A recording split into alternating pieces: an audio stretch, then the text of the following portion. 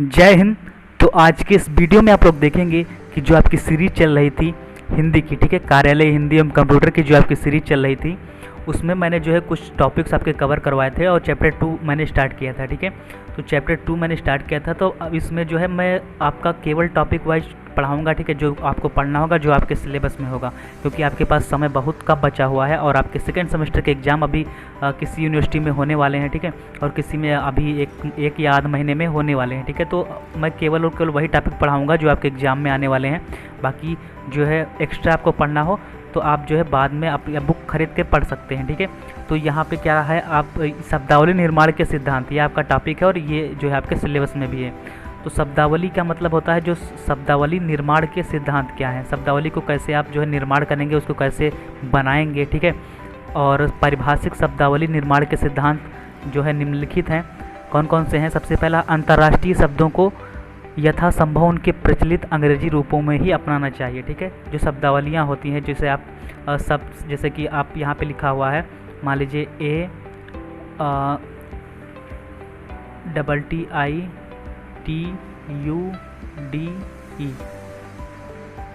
ठीक है, एटीट्यूड, ठीक है, एटीट्यूड हो गया यहाँ पे। तो इसे क्या कहेंगे कि ये शब्दावली है, ठीक है, एक प्रकार से आप इसे वर्ड कह सकते हैं। तो किस प्रकार से बना, इतने वर्डों को मिला करके एटीट्यूड बना, ATTITUDE, ठीक है। तो ये चीज़ है, अंतर्राष्ट्रीय शब्दों को मान लीजिए लिखा है तो उसको हमको उसी में लिखना है, ठीक है। इंग्लिश में जैसे ऑक्सफोर्ड लिखा, ऑक्सफोर्ड कहते हैं, ठीक है।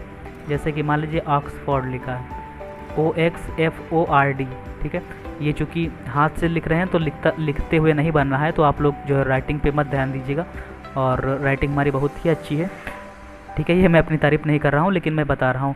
तो यहाँ पे ऑक्सफोर्ड जो है, तो अगर आप इसको हिंदी में लिखेंगे, ठीक है, मैं समझाने की कोशिश कर रहा हूँ कि यहाँ पे लिखा हुआ कि अंतर्राष्ट्रीय जो शब्द हैं उनको उसी हिसाब से जो है अंग्रेजी में ही लिखना अपनाना चाहिए। जैसे ऑक्सफोर्ड को आप इसकी हिंदी नहीं होती, इससे आप इसे ऐसे ही लिखते हैं ना, ऑक्सफोर्ड, ऑक्सफोर्ड ही बोलेंगे, ठीक है,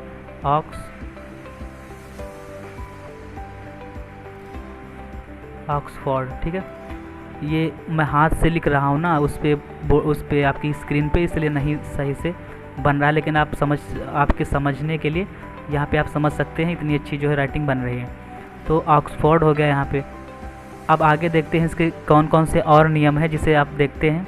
फिर नेक्स्ट है आपका फ्रेंड्स कि तथा हिंदी व अन्य भारतीय भाषाओं की प्रकृति के अनुसार ही उनका लिप्यंतरण जो है करना चाहिए, ठीक है। हिंदी और बाकी जो भारत में अन्य भाषा चलती हैं उसकी प्रकृति के अनुसार उसका लिपि में अंतरण करना चाहिए, ठीक है, यानी कि लिप्यंतरण करना चाहिए। अंतर्राष्ट्रीय शब्दावली के अंतर्गत निम्नलिखित उदाहरण दिए जा सकते हैं। अंतर्राष्ट्रीय शब्दावली क्या होती है, अब आइए यहाँ पर समझते हैं। अंतर्राष्ट्रीय जो शब्दावलियाँ होती हैं, ठीक है, तो वो होती हैं तत्वों और यौगिकों के नाम। जैसे कि हाइड्रोजन को आप एज इट इज हाइड्रोजन कहेंगे, कार्बन को आप कार्बन कहेंगे, ठीक है। कार्बन का कोई हिंदी नहीं होती है हिंदी, आप अगर होती हो तो आप बताइएगा। कार्बन की कोई हिंदी नहीं होती। डाइऑक्साइड है, कार्बन डाइऑक्साइड एट्सेट्रा, ठीक है। तो ऐसे मतलब कि जैसे अंतर्राष्ट्रीय सारी जगह चलती है। अंतर्राष्ट्रीय का मतलब है कि केवल भारत में नहीं है, हाइड्रोजन यहाँ पे बोला जाएगा तो विश्व में चाहे जहाँ चले जाएगा उसी को हाइड्रोजन ही कहेंगे, ठीक है। अब इस प्रकार से आप समझ सकते हैं कि अंतर्राष्ट्रीय और भारत में क्या अंतर होता है जो अंतर्राष्ट्रीय नहीं होती हैं। मान लीजिए कि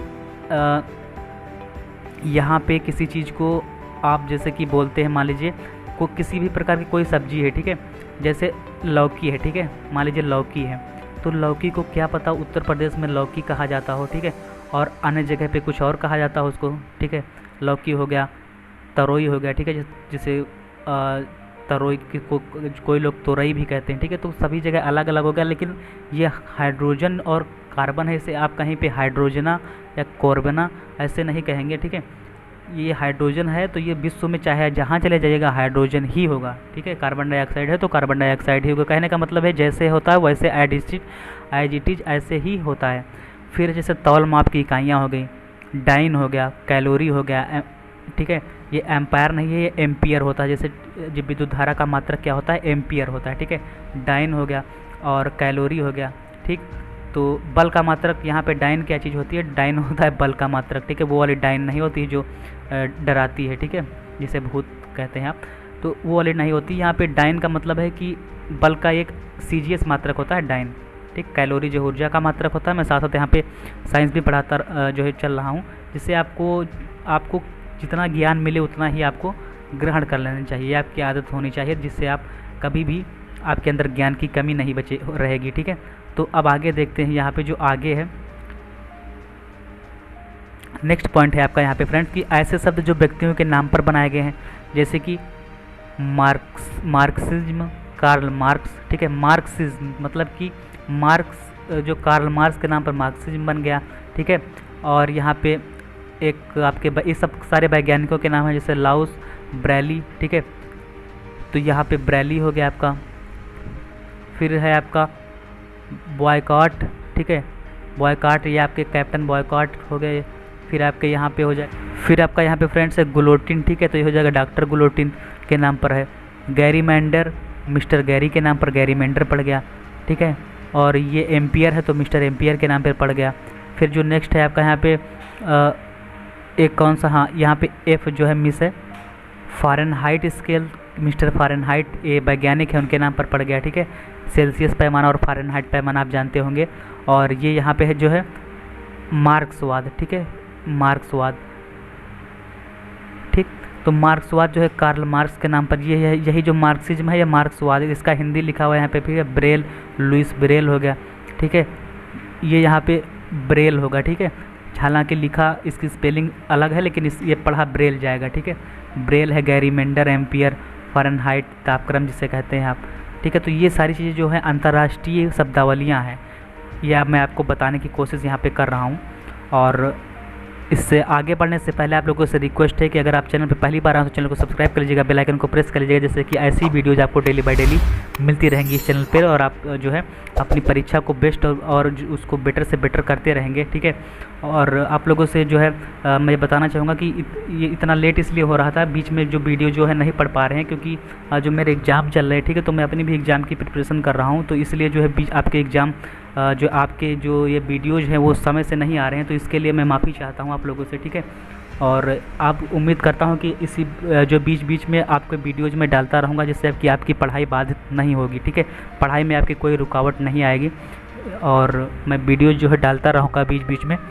ठीक फ्रेंड्स, आप लोग जो चैनल पे नए आते हैं तो चैनल पे आप जो है सब्सक्राइब वाला बटन को क्लिक कर दीजिए करिए, जिससे कि सब्सक्राइबर जो है आप बन जाएंगे मेरे चैनल के, तो आपको जो भी वीडियोज़ मैं अपलोड करूंगा उसकी नोटिफिकेशन मिलेगी और आप उस वीडियो को सबसे पहले देख सकेंगे। ठीक है, मेन मतलब यही होता है सब्सक्राइब का।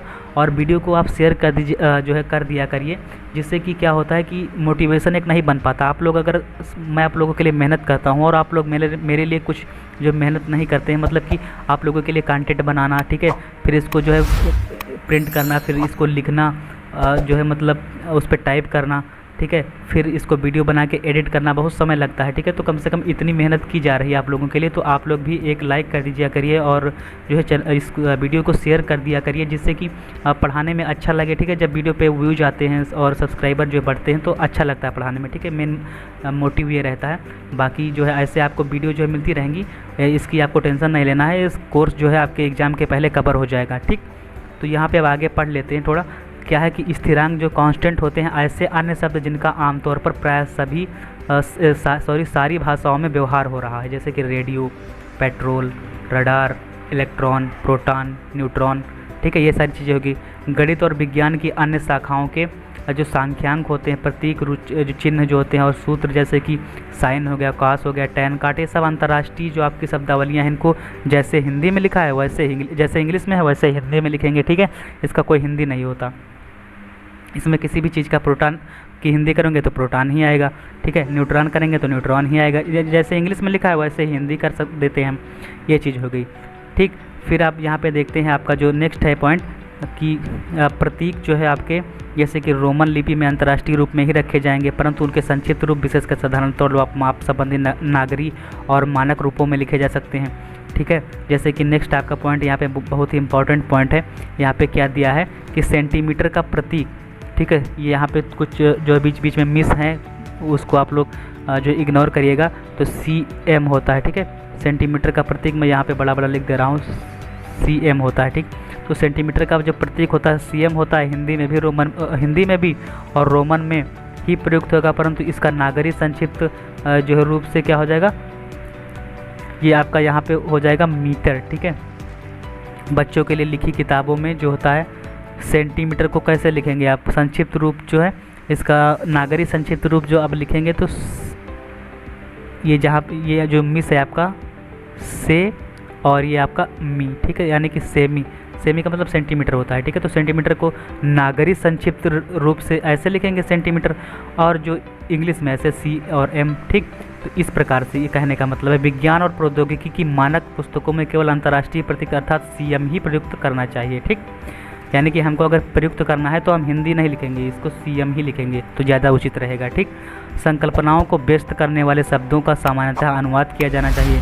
जो चीज़ संकल्पनाओं को व्यस्त करते हैं यानी कि उसको एज इट इज़ नहीं दिखाते करने वाले उन शब्दों को हमको अनुवाद किया जाना चाहिए। हिंदी पर्यायों का चुनाव करते समय सरलता जो है, अर्थ की परिशुद्धता और सुबोधता का विशेष ध्यान रखना चाहिए।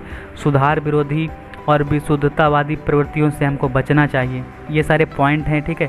इनको आपको अच्छे से पढ़ लेना है जिससे कि आप जो है किसी भी अंतर्राष्ट्रीय शब्दावली में गलती नहीं करके आएंगे।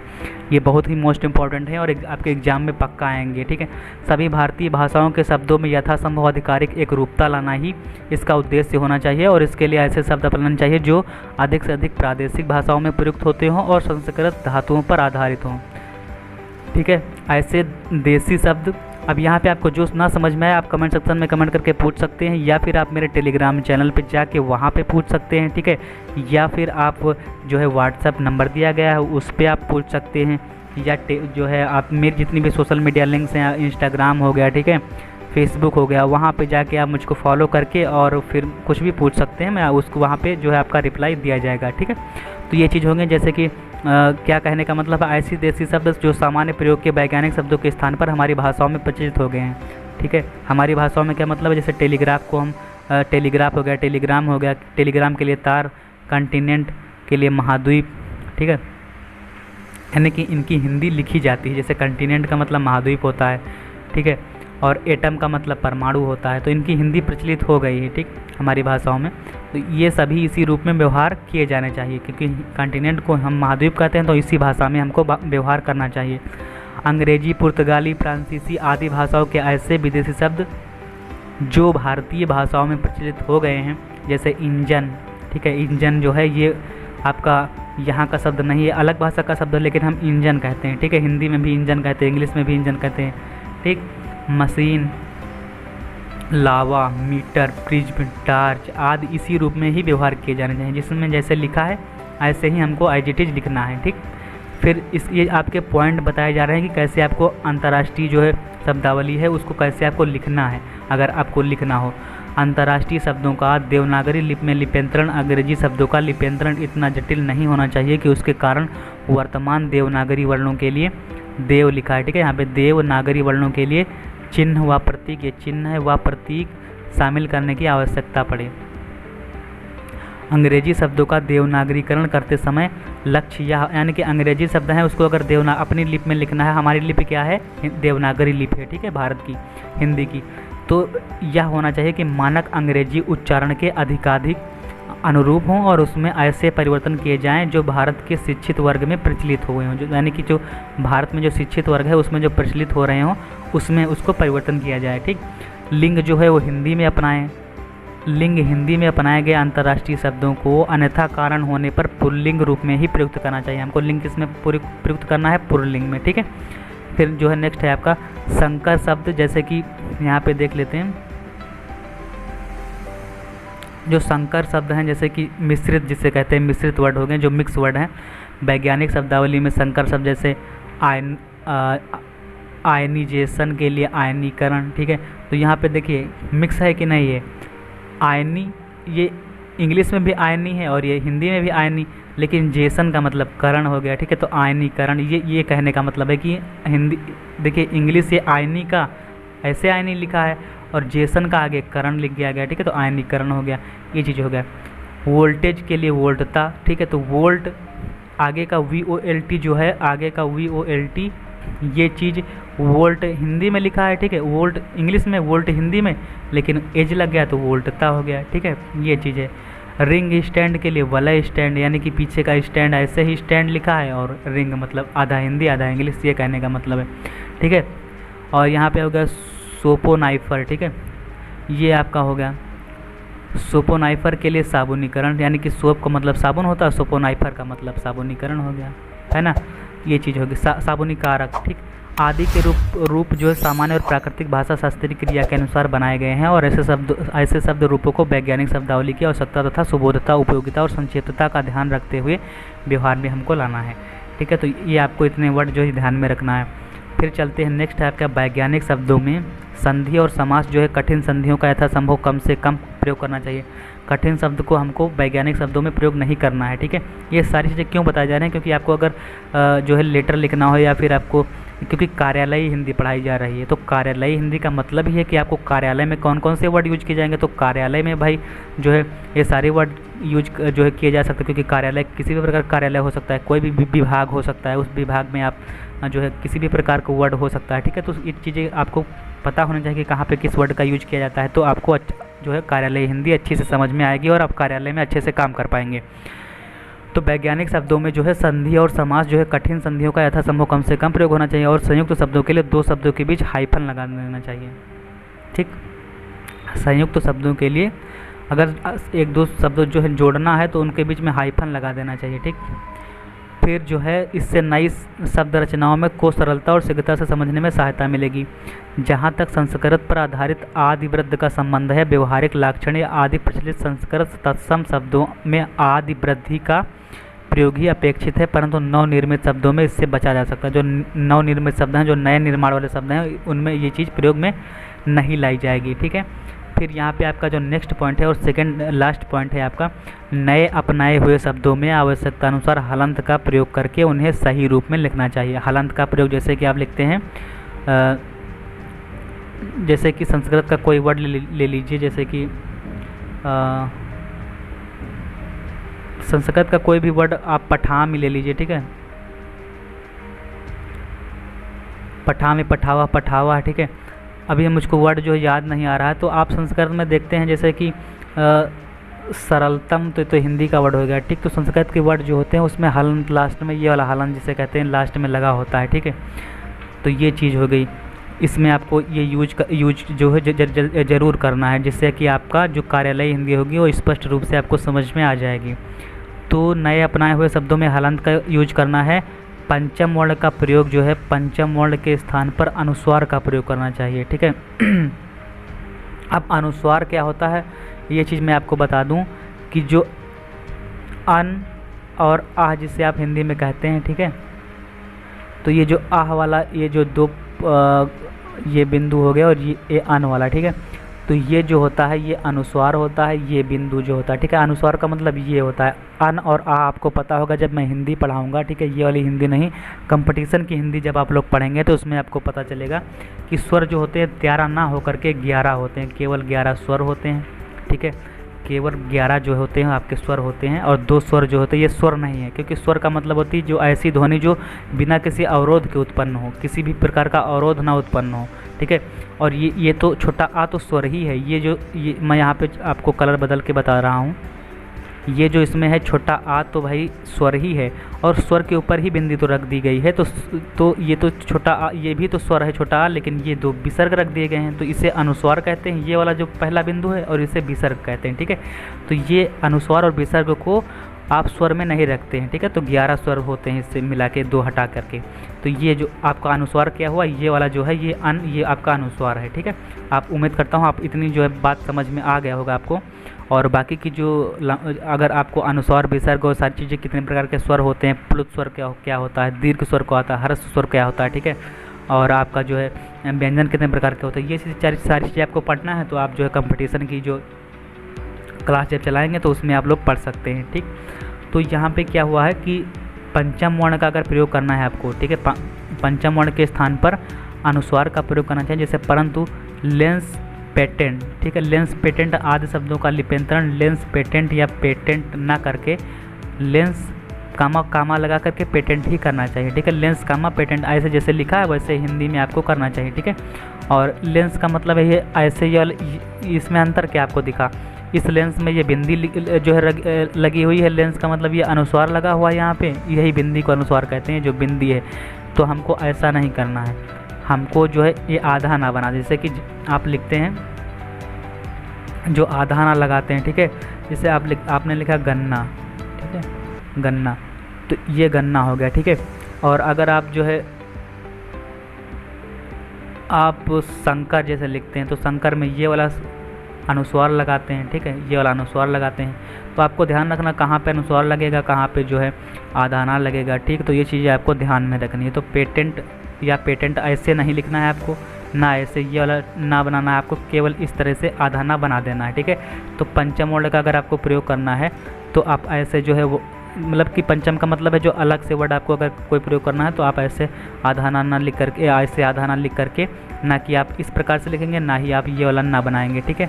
तो उम्मीद करता हूँ कि आपको आज का वीडियो पसंद आया होगा। अगर आपको वीडियो पसंद आया तो वीडियो को लाइक कर दीजिएगा, प्लीज़ चैनल पे नया आया हो तो चैनल को सब्सक्राइब कर लीजिएगा। ऐसी सारी चीज़ें आपको बतानी ना पड़े, ठीक है। वीडियो में मुझे बार बार बताना अच्छा नहीं लगता, लेकिन आप लोग जो है सब्सक्राइब नहीं करते हैं, ना ही आप लोग वीडियो को लाइक करते हैं, और ना ही आप लोग जो है वीडियो को शेयर करते हैं। तो आपको जो याद दिलाना पड़ता है बार बार, ठीक है। तो आप लोग ये चीज़ें जो है कर दिया करिए, ठीक। तो आपको अगर कोई किसी भी प्रकार की प्रॉब्लम हो तो आप लोग पूछ सकते हैं, और मैं आपको जो है आज इससे अच्छे से अच्छे समझाने की और कोशिश करूंगा। नेक्स्ट वीडियो लाऊंगा, जब तक आपको समझ में नहीं आएगा तब तक समझाऊंगा, 1000 बार नहीं 2000 बार समझाऊंगा, ठीक है। लेकिन आप लोग कमेंट करिए कि आपको समझ में नहीं आ रहा। अगर समझ में आ रहा हो तो आप लोग बता सकते हैं कि समझ में आ रहा है सर, ठीक। तो अगर आपको किसी प्रकार की कोई प्रॉब्लम हो तो आप जो है जो नंबर दिया गया है उस पर आप जो कॉन्टैक्ट कर सकते हैं। तो आज के वीडियो में इतना ही, मिलते हैं नेक्स्ट वीडियो में। तब तक के लिए जय हिंद, जय Bharat, take care, bye bye, love you.